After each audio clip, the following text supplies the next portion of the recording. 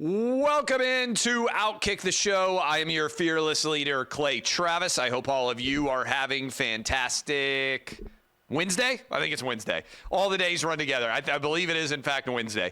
Wherever you are across this great country or this great land, we got a lot to dive into. And I certainly appreciate all of you hanging out with us. Some good news. Those people say there's not enough positivity in the world. Clay, why aren't you happier every day on your show? Why don't you only tell us good stories? Here's a good story. More people are I think it's a good story.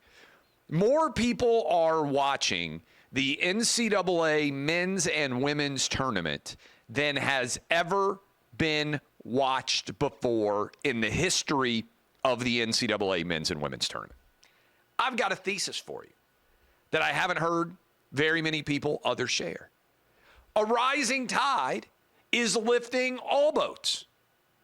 The men's tournament doing fabulously well, and the women's tournament doing fabulously well is actually not hurting either of them. It's actually elevating both. Remember, coming into the NCAA tournament, a lot of the woke sports writers out there were saying, nobody likes men's tournament. It's boring. The coaches aren't interesting. The players aren't very well known. Nobody cares. The women's tournament, rah, rah, rah.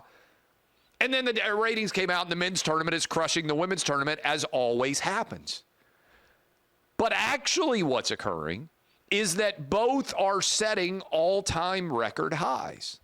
And I would suggest to you that what it reflects is that men's basketball tournament play, really exciting.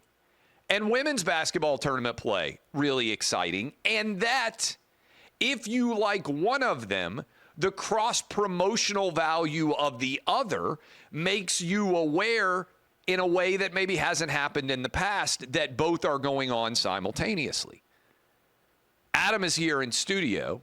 I believe the number is, if you correct me on this, 12.3 million people watched the LSU versus Iowa women's basketball game. I think that's the number. Over 15 million people watched NC State Duke.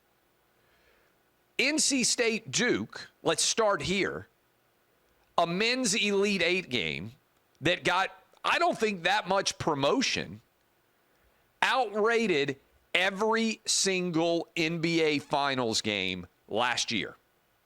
Think about that for a moment. Every single NBA Finals game was beaten by NC State Duke. LSU and Iowa women, maybe even more remarkably, beat 4 of the 5 Finals games last year, and only one of those games outrated it. Here's a crazier stat for you. More people watched NC State Duke than have watched any NBA Finals game of the last 4 years. Let me repeat that because it's a crazy stat and you might not hear it anywhere else.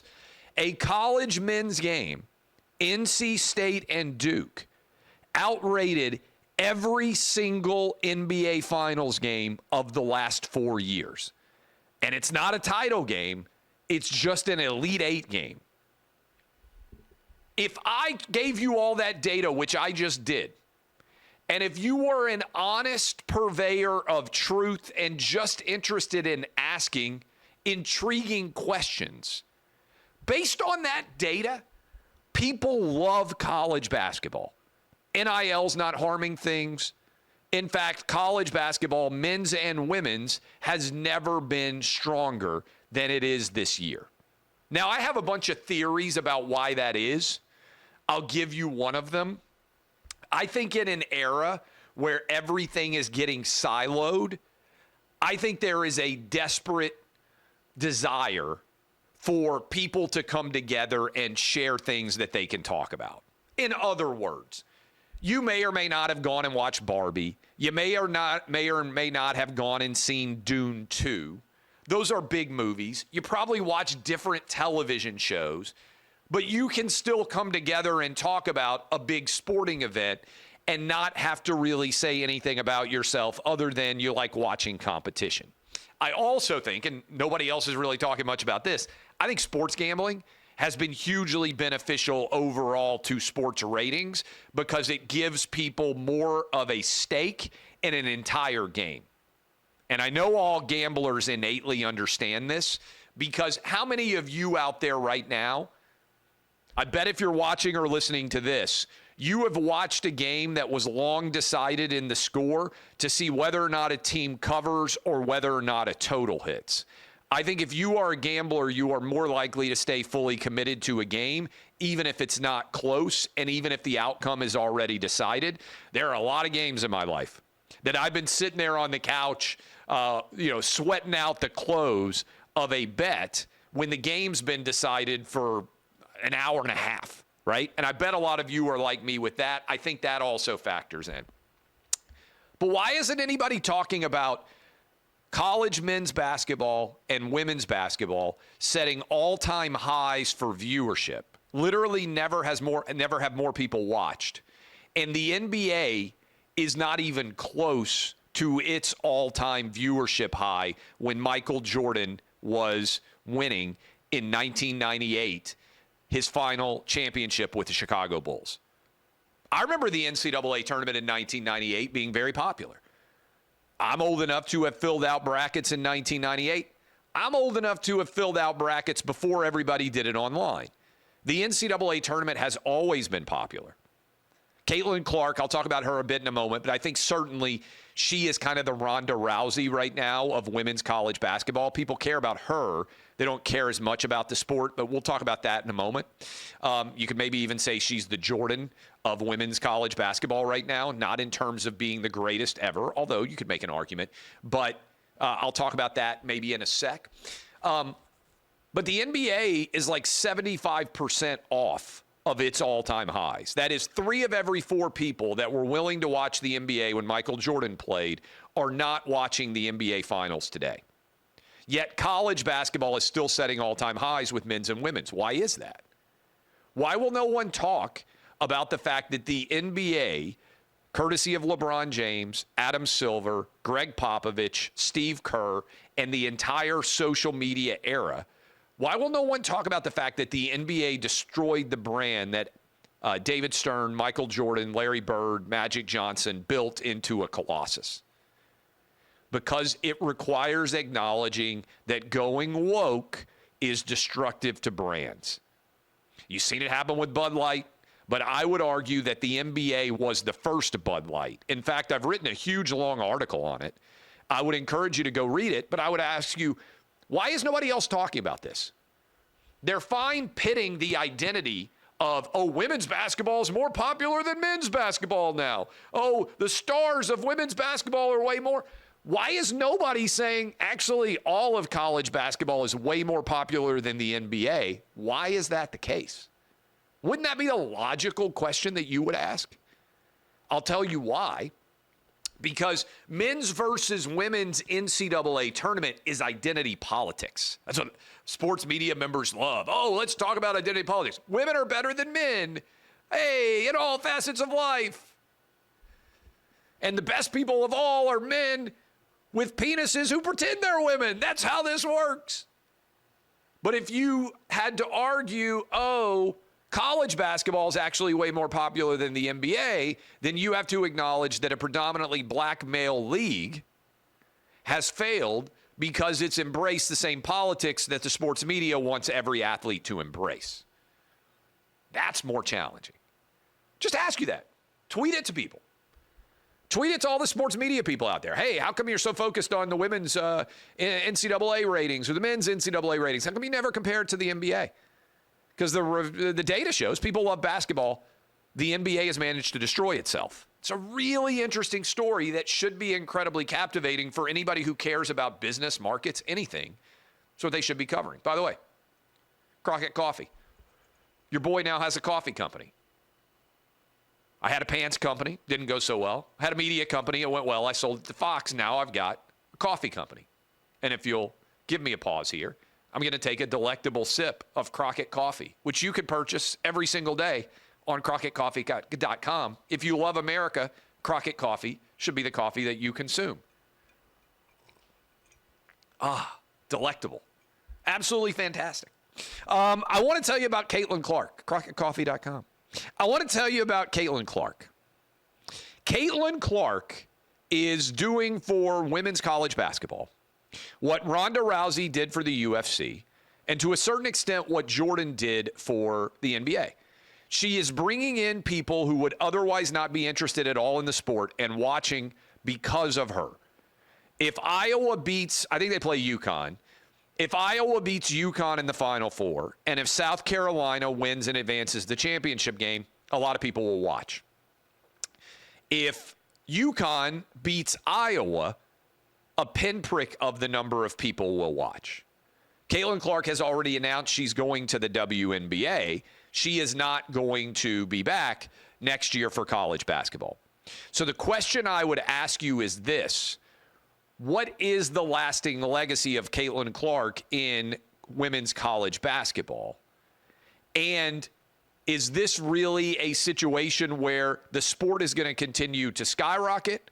Or is she a comet shooting across women's college sports sky, and once she leaves, the interest will return to more traditional levels? I tend to think the latter. The other question is, will she provide the same caliber of benefit to the WNBA? That's a really fascinating question. My general idea is no, because there is no embedded WNBA fandom. That is, most of you can't even name a WNBA team. And think about this. If I am correct, it would mean that women's college sports is actually a very fascinating market that isn't really replicated anywhere else, because there's lots of Iowa fans. And Caitlin Clark is able to attach her brand to Iowa. There's lots of UConn women's basketball fans. Tennessee Lady Vols, who need a new coach. Dawn Staley has built the South Carolina women into a brand. And so when you bring that brand together with the talent in women's college basketball, it makes everything bigger. Are there going to be people who care about the WNBA and the WNBA franchises? I don't think so. So whereas we're talking now, hey, Caleb Williams is going to go to the Bears, a lot of people care about the Chicago Bears. Caleb Williams is not going to be hurt leaving USC to go to the NBA, to go to the NFL. Dalton Knecht is going to leave the University of Tennessee. University of Tennessee has a massive fan base. He's going to go to an NBA team. And while I might think that the NBA has lost 75% of its audience, and it has, NBA teams still have fans. WNBA teams don't. Caitlin Clark is bigger than the WNBA. She's bigger than women's college basketball, but women's college basketball is way more popular than the WNBA. So what will the Caitlin Clark superstar effect mean for the WNBA? I think that's a fascinating question. I want to give credit. I want to give credit to Emmanuel Acho. He and I have a lot of different opinions on sports, as anyone who is a sports fan should. But I thought that Acho had a really good take on Angel Reese. You know what he did? He gave his opinion on Angel Reese, and he specifically said, I'm leaving gender and her race out of the equation, and he just analyzed her as an individual. And I watched it, and I said, you know what's so great about this?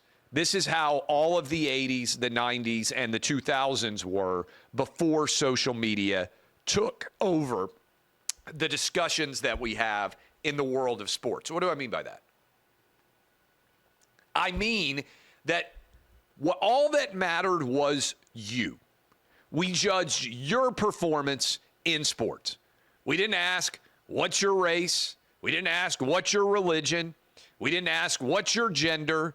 We just looked at you on the field or on the court and said, man, is this guy or this gal as good as they can be? Do we believe that they're performing at the absolute apex level? And this is the way that I believe sports should be viewed, because it brings everybody together. Sports is the antithesis of identity politics, should be, because the only thing that matters is the best man or woman, period. And sports has heroes or villains, but the heroes and the villains are typically not reflected based on the race and the gender of the athlete. For instance, look at men's college basketball right now. I would submit to you that on one side of the bracket, NC State versus Purdue, NC State is the heroic Cinderella and Purdue is the villain. Because I think most people see Zach Edey, who is the star of Purdue, and he happens to be half white and half Asian, as the villain of the NCAA tournament now. And I think most people see NC State, DJ Burns, as the hero. DJ Burns happens to be a black guy, chubby, that a lot of people would prefer play tackle, but he plays in the NFL. But he plays with an exuberance and a joyfulness that many of us find captivating. Whereas Zach Edey, I don't know that I've ever seen him smile. And back in the day, you had Jordan against Patrick Ewing. Patrick Ewing, not anywhere near as likable, glowering, big, physically dominant center that not a lot of people connected to. Jordan, exuberant, seemed more norm down to life size people connected with, right? That's how sports. It doesn't matter about your race or your gender. It's excellence or your exuberance that you put forward onto the court that oftentimes dictates who we like. It's not about identity politics. That's the best thing about sports. I just gave you an example. DJ Burns against Zach Edey, right? Half white, half Asian, black guy. Black guy's way more popular because he happens to be chubby. I think if DJ Burns were a chubby white guy and had the exact same persona, I think he would be exactly as popular. Because I don't think most sports fans decide who they root for based on anything other than what they get from somebody on the court or their overall personality at large. I like villains. Some would say that I am a villain. Some would say that I'm an antagonist, that there are protagonists you might like more. Every great story has a protagonist and an antagonist. That is the conflict. In the wake of her victory last year, when Angel Reese beat Caitlin Clark in Iowa and LSU won the championship, Angel Reese ran around doing the "you can't see me," pointing to her ring finger right in Caitlin Clark's face. That made her a villain. It made her a gloating, in the eyes of many, a gloating showboat. And many people debated whether it was acceptable or appropriate. Angel Reese lived in that villainy. She certainly made hundreds of thousands of dollars off of all of the attention. She may well have made millions of dollars based on all that attention. But then as soon as she lost, and make note, by the way, Caitlin Clark didn't do the "you can't see me." She didn't point to her ring finger. She didn't wave goodbye. She didn't taunt Angel Reese at all. What did Angel Reese want to become as soon as she got to the post-game press conference? She wanted to be a victim. And this is where I give credit to Acho on FS1 for calling this out. He said, villains don't get to be victims. When Thanos snapped his fingers and eliminated half of all life, spoiler alert, in the Avengers franchise, Thanos then didn't have a press conference and say, you know what happened? People really didn't like me. They sent me death threats. They made really mean memes that sexualized me.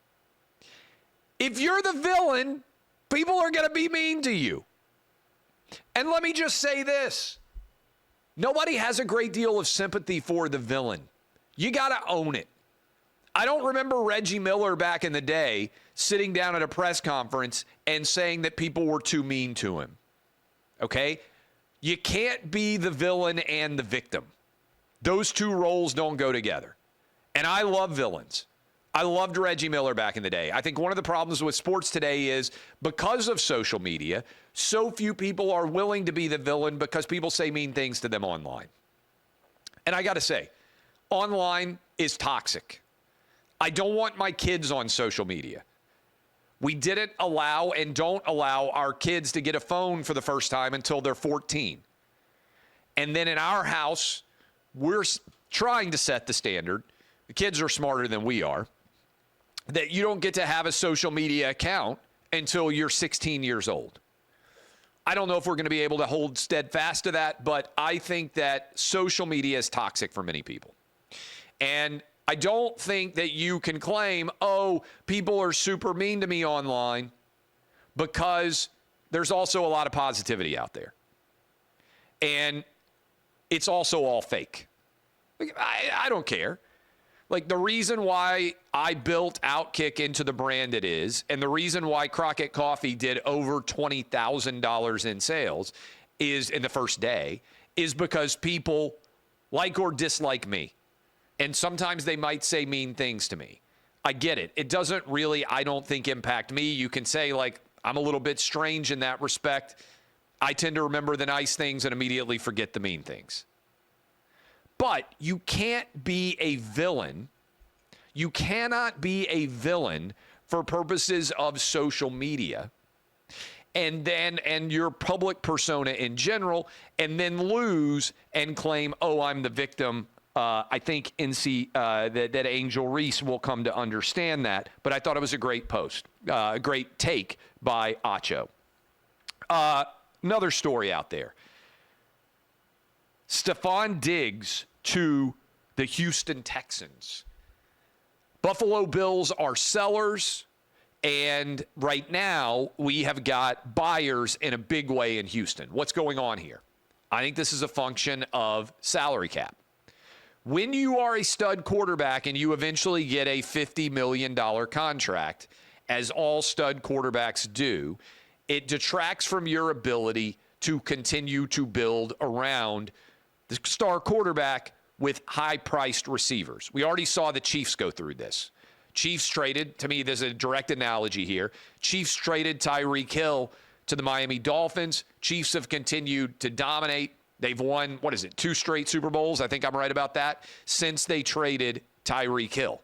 Yeah, they beat the Eagles, and then they just won again against the 49ers. A lot of people out there said Tyreek Hill leaving the Chiefs is going to destroy the window for the Chiefs. Instead, Tyreek Hill has gone to Miami, and he's been fantastic. But the Chiefs have won 2 straight Super Bowls. They had to make that move because they couldn't afford to give him $20 million plus. I think that's what the Bills are trying to do now with Stefon Diggs.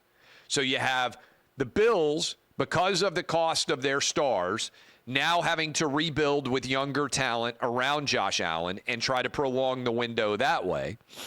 And you have the Houston Texans, which is exactly what the Chiefs did. And then you have the Houston Texans for a second-round pick saying, wait a minute, now is the time for us to make a run because we've got C.J. Stroud under way lower contract than he's going to get in 4 years, and we want to take advantage and build as much talent around him right now as we possibly can. So this can be a situation where you can completely understand the Bills' dynamic here, and I would suspect that the Bills are going to trade up and try to take a young receiver that they hope can build into a Stefon Diggs-like player, and that they're going to try to do with Josh Allen what you have already seen the Chiefs be capable of doing, and what you saw Brady do for a long time before. Remember, name for me, other than Randy Moss, the top receiver that ever played for Tom Brady, who was a definite Hall of Famer. He's had some great tight ends, but Edelman, Wes Welker, other than Randy Moss, Adam, you can correct me if I'm wrong over there. Other than Randy Moss, I don't think that Tom Brady ever had a bona fide Hall of Fame receiver with him in his entire tenure in New England. Now, there's Edelman arguments. There's Welker arguments. But go look, Givens. Go look at the guys that were his top receiver. Troy Brown back in the day. I'm just running through some names. Certainly had incredible talent at tight end. Gronkowski is going to be a Hall of Famer. But in terms of receivers, that's the story. And look at what happened with Mahomes last year. He had a bunch of second-rate dudes who oftentimes couldn't catch the ball at all. What happened? Patrick Mahomes was so good they went and won the Super Bowl. I think the Bills' gamble here is that elite wide receiving talent doesn't matter in the long run. Great question for you to think about. Has the wide receiver ever been the best player on any team that won a Super Bowl? I think the answer is no. Just think about it. Got a lot of legacy now of Super Bowls. Has the wide receiver ever been the best player on the team? Quarterbacks win championships. Bills are rolling the dice on this and believe that they're going to be able to find a way to get this all done without needing to pay Stefon Diggs a massive amount. I think this can be both a good move long-term for the Bills and certainly for the Texans. They're going all in and saying C.J. Stroud is that guy. We think we get a good enough talent around him, we can win a championship. PrizePicks, America's #1 fantasy sports app. Biggest moments in college basketball happening right now. Be a part of the action for both men's and women's college basketball. Get in on the playoff action with all the pro sports leagues out there. Also with Major League Baseball, NHL, NBA. 100 times your money on PrizePicks as you can make your picks more or less on a variety of athletes in every different sport, whether it is Caitlin Clark right now in women's college basketball Final Four or DJ Burns in the men's. Download the app today. Use the code OutKick for a first deposit match of up to $100. That's code OutKick on PrizePicks for a deposit match of up to $100. Pick more, pick less. It's that easy. Sage Steele. I believe we have audio of Sage Steele. I think this is a huge story. Sage Steele, friend of mine, you guys know that, friend of OutKick. She said in a recent interview that when she interviewed Joe Biden, every question was scripted and she was not allowed to ask anything off that script at all. I want to play that audio. Do we have that audio to play for everybody? I think we do. Every single question was scripted, gone over dozens of times by many executives, editors and executives. Absolutely. I was on script and was told not to deviate. It was very much, this is what you will ask. This is how you will say it. No follow-ups. No follow-ups. Next. Okay, that's Fox News Digital, I believe. Thanks to Haley on our team for cutting that so you could all see it. Okay, this is a big story. Y'all know, again, I like Sage. I appreciate her telling this story. What everyone who works in sports media, and honestly, even people who don't work in sports media should be asking is, not only is this true, did ESPN script every word, every question of Sage Steele's interview with Joe Biden, but did they also provide those questions in advance to the Biden White House? Now, I think this is a huge story. And some of you out there may be saying, okay, well, why do you think this is a huge story? First of all, why does Joe Biden want to go on ESPN? He wants to talk to an audience that is not there for politics that may be persuadable. That's why he's doing it. That's why any politician wants to go on ESPN. They want to come to a sports audience. This is why I thought it was dumb for Joe Biden not to do the Super Bowl interview. An audience that is there for sports and just be like, hey, I'm a regular guy too. I like sports. I want to talk to you directly in a forum and in a location that is less political, because that's a way for me to persuade you in a way that you might not be persuaded if you watch the State of the Union, or you're watching 60 Minutes, or you're watching a debate or an interview on Fox News, MSNBC, or CNN. If what Sage Steele said is true, not only did left-wingers inside of ESPN ensure that Joe Biden had a kind, gentle, and unthreatening environment for which to do an interview, I would wager they also told the White House in advance exactly what questions were coming. Because otherwise, why would you have all of those questions out there? I will tell you this right now. We have a ton of guests. I have interviewed now Donald Trump, both as president and non-president, 5 or 6 different times. I've interviewed every one of the leading Republican candidates. I have interviewed RFK Jr., Tulsi Gabbard, when she was running for the office of President of the United States as a Democrat. At no point have I ever told them on any of the shows I've ever been on what questions were coming in advance. In fact, at no point have I ever said that to any guest that has ever appeared on any show that we air. And if anybody ever tried to dictate topics, I wouldn't do the interview. Now, it's not uncommon for somebody to say, hey, so-and-so would like to come on. They've got a book that they're promoting, or they've got a movie that they're promoting. That's understood on some level. I'm not begrudging any of that. I think you understand that in the audience. Hey, so-and-so's coming on. I mean, I've done interviews all over the place. If I'm doing an interview and I got a book out, then I want to be able to talk about my book. That's why I'm coming on and giving you my time. But I've never said, I don't do public, but, Clay won't even talk about this topic. I've never said it my whole life. Never would. Did ESPN pick the topics, the questions, and provide them all to Joe Biden in an effort to help his political standing? I think they probably did. Everyone should be demanding an answer to that question right now, particularly because not only is it an unthreatening environment that is theoretically not there for politics, also, Joe Biden doesn't do that many interviews. So if ESPN is agreeing to ground rules, providing written ideas of what questions they're going to ask, not only are they failing for their audience, but they're rigging the entire game in favor of Joe Biden. I think this is a big story. Credit to Sage Steele for speaking out. Finally, and I'll talk about this maybe more tomorrow because I'm going to record a Fade show with Kelly Stewart next to talk about the Final Four. Maybe we'll do men's and women's, first time ever, gambling picks for all of you. So we're going to talk about that in like 2 minutes. It'll be up later this afternoon, evening. I'm also going to be a guest on Hutton and Witherow's show a little bit later, I think at 5 o'clock Eastern, 4 o'clock Central. Now I got to go pick up my kid from school. But one of my kids from school. But I do think that story about Sage Steele is important. Tomorrow I'll talk about this in greater detail. Wall Street Journal, poll is out, says Trump is up in 6 of the 7 swing states, and there's a tie in Wisconsin head-to-head with Joe Biden. What's the significance? Do we buy the poll? Why does it matter? What are the issues that are moving voters right now? I will talk about all of that tomorrow. I'll also talk about Vanderbilt University, how they handled a First Amendment issue, Wall Street Journal editorial that is out there that I think Vanderbilt did a really good job on. I will talk about both those issues tomorrow.